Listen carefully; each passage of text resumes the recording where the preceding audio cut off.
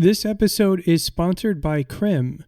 Krim skillfully designs and manufactures professional coffee equipment like their Onyx manual espresso machines, Coffee Queen filter brewers, and Unity, their fully automatic coffee makers. These sleek, versatile, and reliable machines come with proactive service plans to ensure a differentiated and seamless coffee experience for coffee professionals and enthusiasts. Find out more at krim.coffee.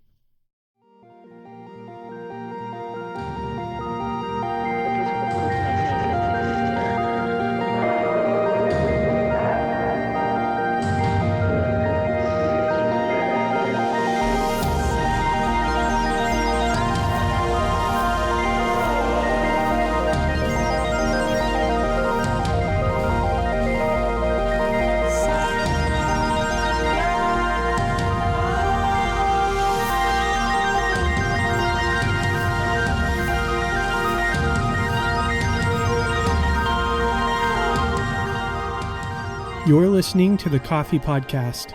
This is the Coffee Science Series. Wild Coffee.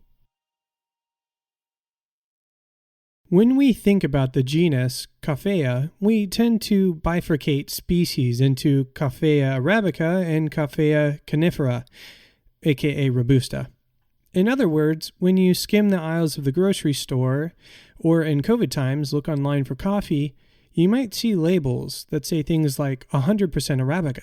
Rarely do you see a bag bragging about its Robusta heritage. And we have touched on this a little already in the series. Coffee agricultural research points to many other Coffea species. In this episode, we are joined by Aaron Davis of Royal Botanical Gardens, Kew, or RBGQ for short.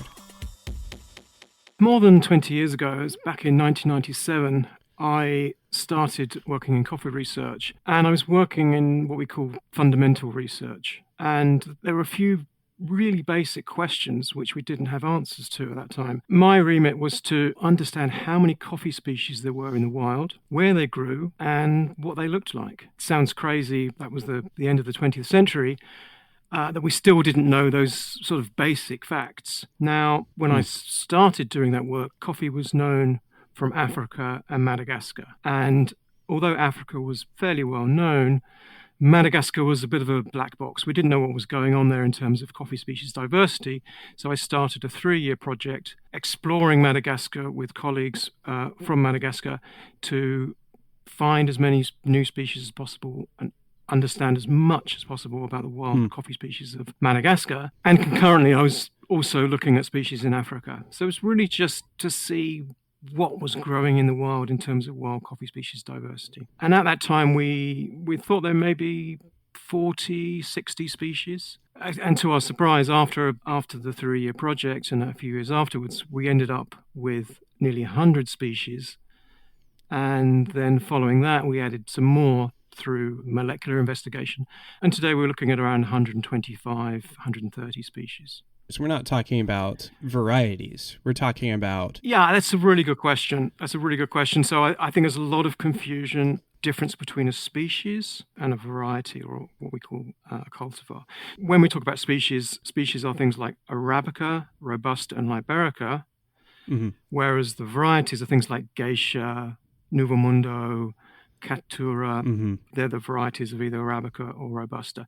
So when we're talking about species, we're talking about things that are very, very different, would look different, behave differently, and occur in different places. Gotcha. Also, just so we can understand the words here, because we're going to be using the word wild quite a bit, I think, here in this conversation. What makes a coffee species wild versus being not wild? I'd imagine Arabica is not wild. Arabica is wild and Robusta is wild. Okay. They both still occur in forests in Africa. Oh, okay. So they are wild species, but over the last few centuries, they've been domesticated or moderately domesticated for use in coffee farming. So yeah, Arabica and Robusta are amongst those 125 odd species. So it's anything that you find in the wild that's not being manipulated or influenced at all by humankind. Okay. If you went to Madagascar, you would find 60 odd species in the wild that weren't being cultivated or used as a crop plant. Okay. So it sounds like, based on what you were teaching me even off the mic, the research you were doing in that context was more of the fundamental nature. Absolutely. Look, when I started, although I was an ardent coffee drinker, the concept that what I was doing was in any way involved with coffee production, coffee farming, just didn't really occur to me or click, in any sense, because it was so fundamental. It wasn't what we call applied research. And then as time went on, I got more involved in applied research, which is something we'll talk about in a little bit later. Okay, so it's just important, I think, for us now, as we're listening, as we move forward, to understand that there is a difference between fundamental and applied research, and then agricultural research being a branch of applied research. Exactly. Okay. And I think many of your listeners will know something about coffee research, or maybe have read some of the blogs or listened to some of the podcasts. But I think it's important to emphasize there's a huge amount of coffee research going on all around the world in many, many different disciplines. Some of it's applied, some of it's fundamental, some of it's to do with health, etc. So lots of people doing lots of coffee research, and there are many different branches of research. People looking at different aspects of coffee. One that we're going to talk about today is agricultural research, or ag research, and that's really how the plant behaves as a crop, as it's related to the farming of coffee. Okay, so plant behavior is going to be key for us moving forward. Plant behavior, whether that's how it responds to the environment and where you can grow the coffee, or productivity, or how the plant responds to different variables such as processing and how that might influence taste, consumer perceptions. Can you fill in the gaps for us on why does the industry, the sector, coffee history kind of only care about the two main species, Arabica and Robusta? If you went back, let's say, even 150 years, but particularly 200 years, we essentially would have been talking about Arabica. Okay. Then at the beginning of the 20th century, Robusta came into cultivation. It was, of course, originally a wild plant. And the reason that it came into cultivation was because there were some farming or production issues with Arabica, particularly around things like coffee leaf rusts, specific pests, etc. So, Robusta came in to fill the gaps, as it were, and to resolve some of those issues. Okay. And by and large, those two species fulfill our requirements. They're productive. Arabica has all the preferred taste differential. Robusta is very productive, in some cases easier to grow.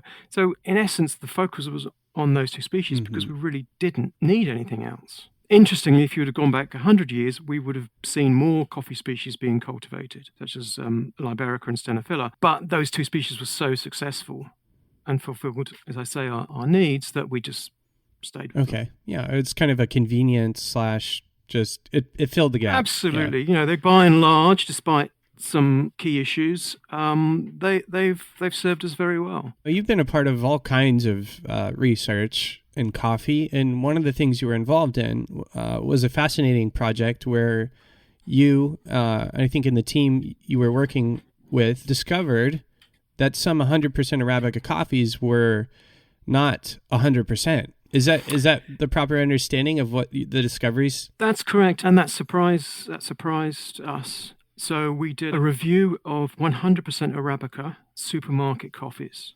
Went out to the shops, bought 100% Arabicas, and then put them through a chemical testing process. And what we found was that 10% of those 100% Arabicas were adulterated with Robusta.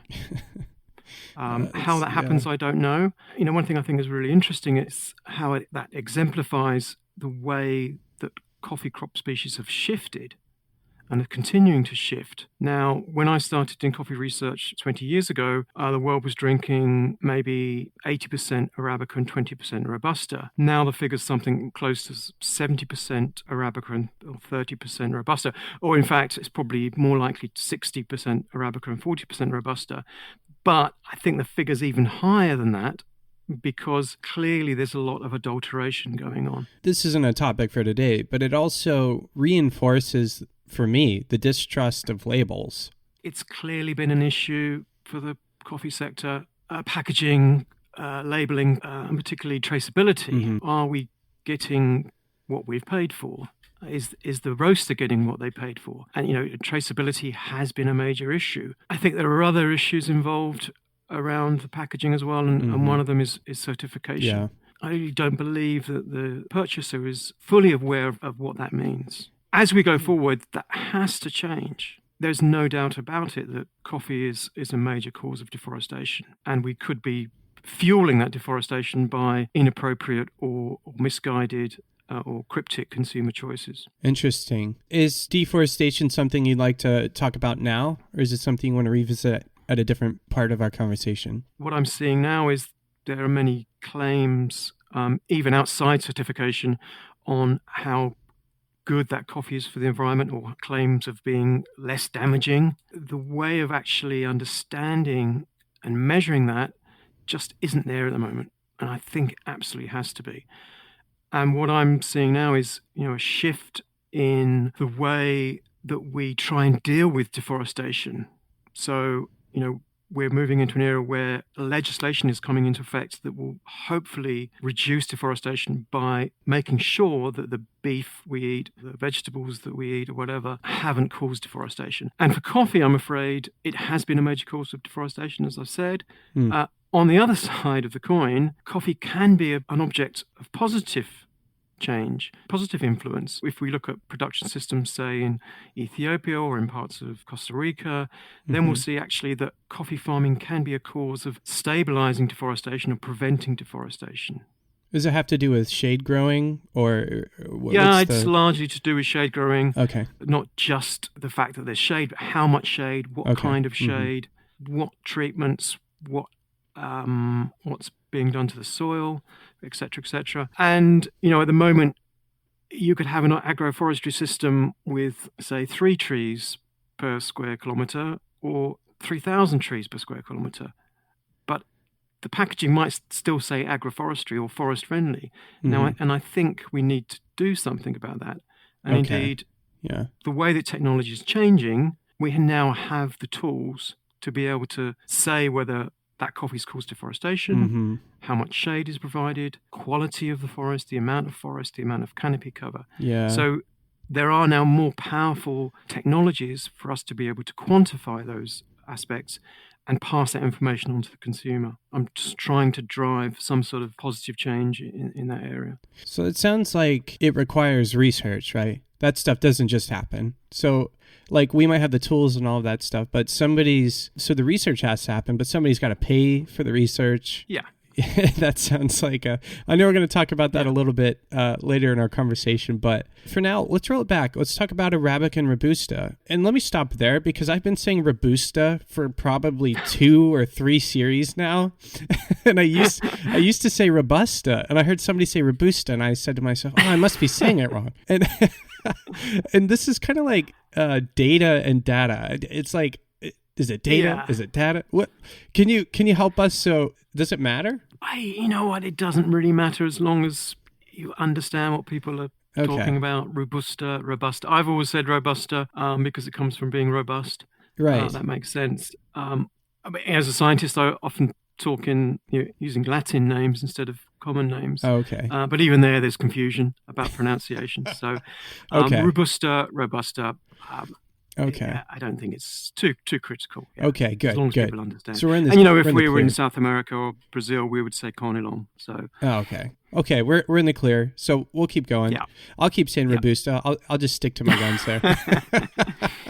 So, if Arabica and Robusta are so prominent, why should we, as an industry, as people who drink coffee, care about other species? There's a couple of reasons. There's a number of reasons, in fact. Some are probably more pressing than others. The main reason, of course, is we're in an era of climate change, accelerated climate change. And one thing that's clear to us through the research that we've done is that Arabica and Robusta will not provide us with the resilience we need to go forward through the century.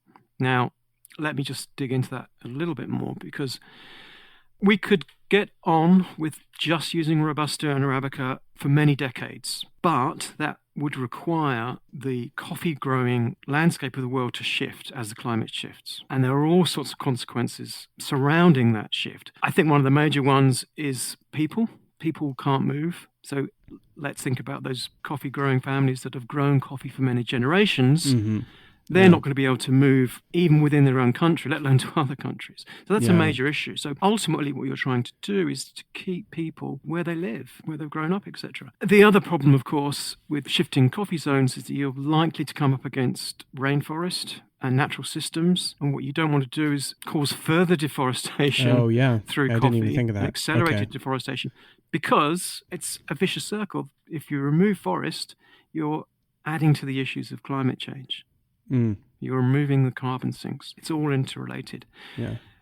And then I guess, if we're talking about a specialty audience, and it's something that I'm kind of discussing on a regular basis, is that the specialty industry is always looking for differentiation. They're always looking for the next big thing, the next taste, something exciting, something stimulating, something differentiated.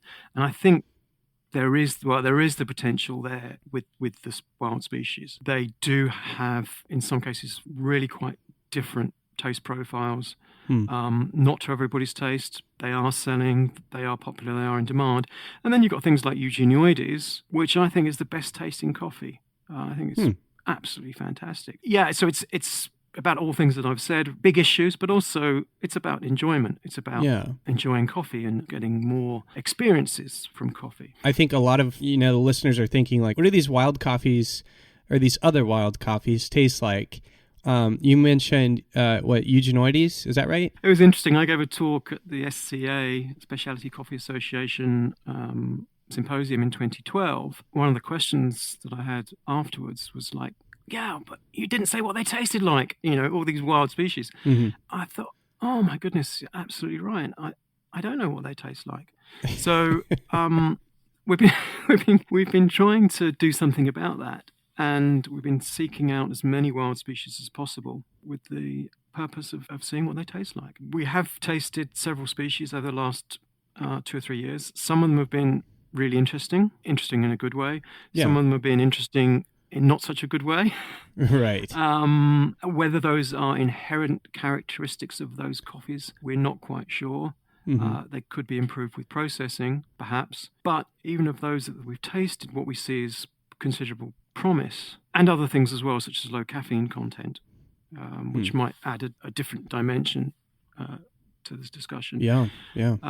Interestingly enough, we're cupping, hopefully next week, 2 species that have, to our knowledge, never ever been cupped before. Those are from West Africa, and then we're cupping another 3 species which probably haven't been cupped properly for over 100 years. Yeah, but we know from books and other literature that they do have an agreeable taste. Okay. And then we're going to cup a couple of hybrid species. So that's where 2 species have been crossed. So watch this space, I would say. Yeah, keep an eye on it. Certainly, we're seeing some real promise, not only in terms of taste, but also in terms of productivity. It's no good having a great taste unless you can grow this coffee successfully. So there's all sorts of other things to consider, not only other than taste, but of course, taste is a major characteristic of a successful coffee. You had told me while we were planning this conversation that coffee ag research, the sector itself, is poorly understood by the rest of the coffee world. What did you mean when you said that? I think there's quite a gap, a communication gap, an understanding between scientists and large parts of the coffee sector, should we say, particularly purchasers, the larger purchasers. And it's a difficult one because different scientists, of course, have different opinions. They disagree on what exactly needs to be done to safeguard coffee and to move coffee forward. And there are all these voices with different opinions. I think it's incredibly difficult for anybody outside of that arena to differentiate between what needs to be done and what doesn't need to be done, what's important, what's not important. So I see a lot of confusion at the moment as to how we should focus our resources to make sure we're tackling the big issues in coffee. How you do that, I don't know. Yeah. Because everybody's entitled to their voice. Everybody has their opinion. I guess eventually the solutions come to fruition and you only know retrospectively what was worth doing. But in terms of agricultural research, I think we're now way behind where we should be. Back in the 40s and the 50s, there was a lot of excellent agricultural research in coffee. There's still great work being undertaken in South America and Brazil. Where I think our knowledge gap is really, really lacking is our understanding of what's going to happen to coffee farming under climate change in a precise sense. We know it's going to be negatively impacted. We need to know how to associate the climate change projections with the performance of coffee farming. And I don't think we've really started on that in the way that we should. To me, sounds like you just answered part of my next question. Why is it so important to know what kind of research to fund right now?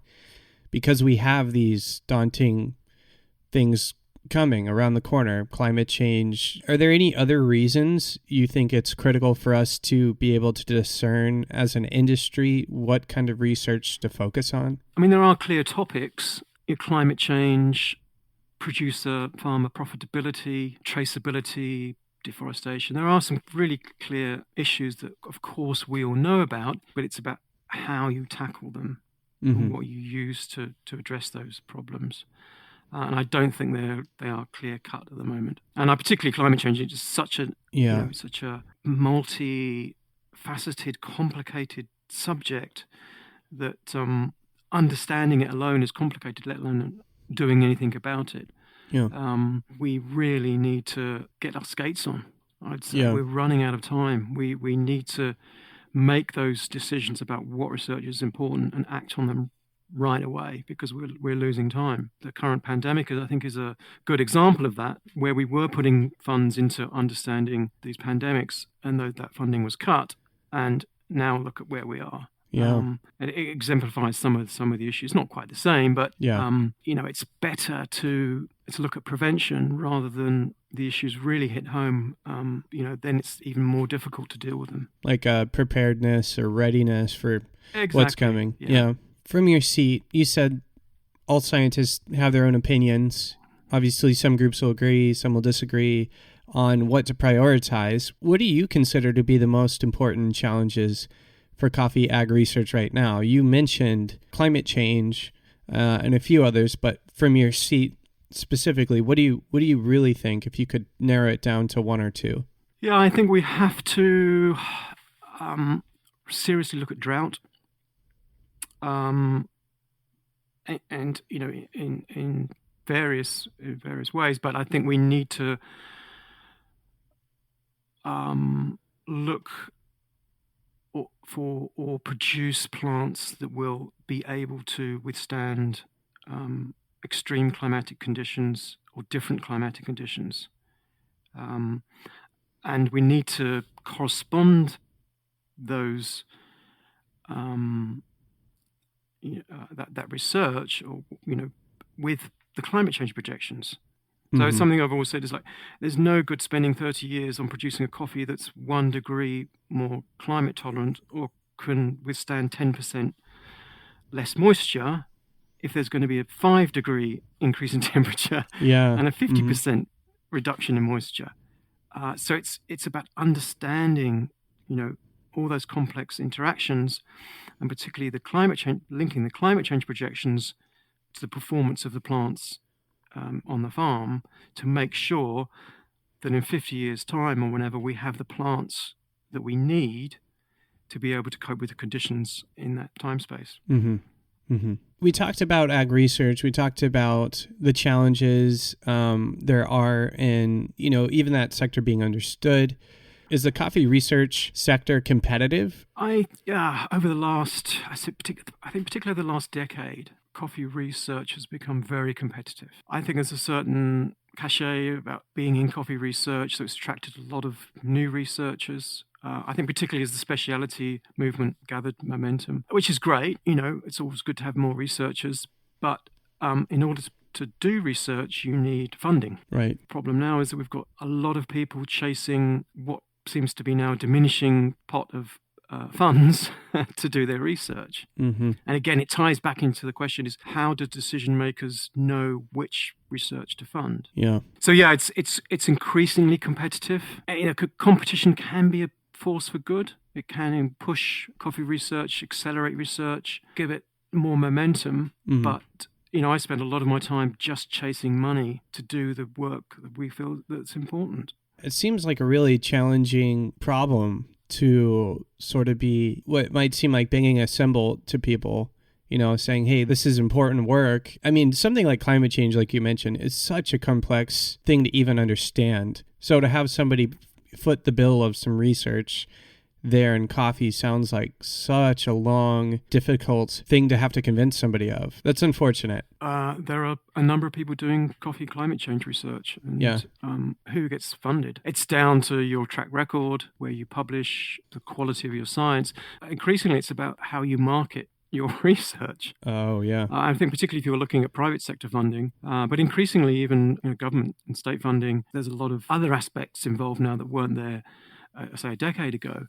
And you have to market yourself, market your research, make sure you're being read and listened to, etc. It's a tougher space than it was a decade ago, that's for sure. We're going to focus a little bit on you, what you're working on, what you're passionate about. How can our listeners be a part of what you have in the pipeline? I've had an incredible amount of support from coffee companies, roasters, baristas. Yeah. They're excited about what we're doing, and some of that translates into funding. So, we are getting a lot of support from a broad spectrum of actors in the coffee world, which is great. What I'd like to see going forward is some engagement with what we're trying to do around sustainability, traceability, and deforestation. And I keep saying everything's sort of linked and tied in, and what you have to remember is that deforestation is a major driver of climate change. Right. So, yeah. So it's no good patching up one area if we're driving it in another. So, I'd really like people to engage with that and try and understand what we're trying to achieve around the bigger picture sustainability issue. I think that's really important. I was listening to a radio show about 5 years ago, and there was a senior researcher. Unfortunately, I've forgotten her name. Fantastic interview about her work on autism. She concluded her interview by saying that science is a search for the truth. And then she explained what that meant, and I absolutely passionately believe about this. That's what we're trying to do. We're trying to find the truth. We're trying to understand exactly what's happening or exactly what needs to be done. And for me, I think that's one of my bugbears about research, is that the way that research world works is that sometimes the truth isn't told because there are other motivations for not telling the truth or not being explicit or clear. Right. I see it all the time. And that's just, in my opinion, a complete disservice to yourself and to society. So I think we have to be honest. And that's what, when we publish our work, we try to include all the caveats. We try to explain the research as accurately as possible. And I think that's really important.